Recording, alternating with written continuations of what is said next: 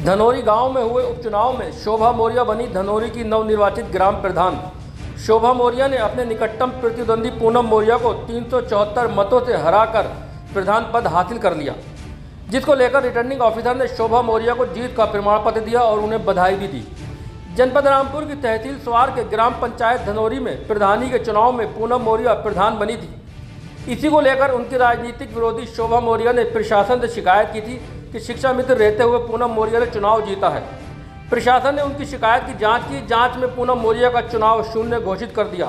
प्रधान पद का उपचुनाव कराने की घोषणा की थी। 6 अगस्त को गांव में मतदान हुआ था और 8 अगस्त को ब्लॉक सभागार में मतगणना होनी थी। इससे पहले पूनम मौर्य ने हाईकोर्ट का निर्णय प्रशासन को दिखाया, जिस पर प्रशासन ने मतगणना पर रोक लगा दी थी।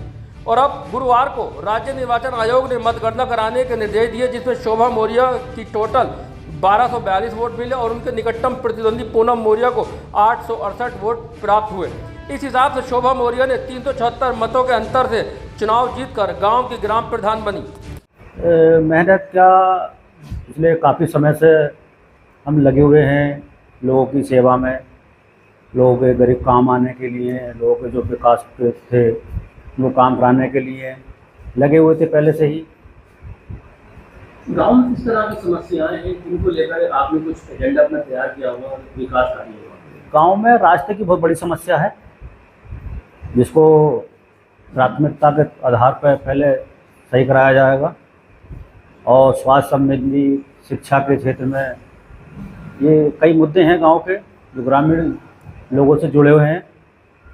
ये बताइए, इससे पहले जो प्रधान रहे उन्होंने कुछ विकास कार्य कराए? नहीं, विकास कार्य अगर कराते तो इतने बड़े अंतर से हार ना होती। विकास के मामले में तो हमारा गांव बहुत पिछड़ा है। रास्ते आज भी जर्जर हालत में पड़े हुए हैं। स्कूल है, प्राथमिक विद्यालय, उसके सामने बहुत गंदगी है।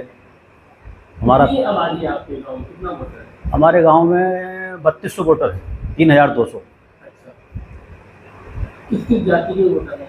इसमें मौर्य लोग ज़्यादा हैं, बाकी मुस्लिम भी हैं, जाटव भी हैं, सारी बिरादरी हैं। अच्छा, ये जो चुनाव हुआ इसकी वजह क्या रही चुनाव में? उपचुनाव में ये शिक्षा जो पहले प्रधान थी वो शिक्षा मित्र के पद पर थी। उसका जब न्यायालय में बात दायर कराया गया था, वो वहाँ से उनकी प्रधानी निरस्त हुई। बाद में वो जिला सत्र न्यायालय गई, वहाँ से हारी, फिर हाई कोर्ट गया मैटर, वहाँ से भी उन्हें हार का सामना करना पड़ा। चुनाव हुआ। इस चुनाव में टोटल कितने वोट पड़े? इस चुनाव में 2230 वोट पड़े थे। आपको कितने दिए? 1442। कितने वोटों के अंतर से पराजित किया आपने? हमने 374 वोटों से पराजित किया है।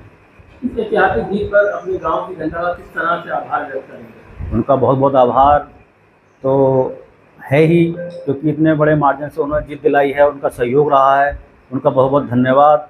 उनको हम धन्यवाद ये काम करके दिखा के तभी देना चाहेंगे, वो भी देखें कि हाँ, जहाँ हमने फैसला लिया है वो सही था।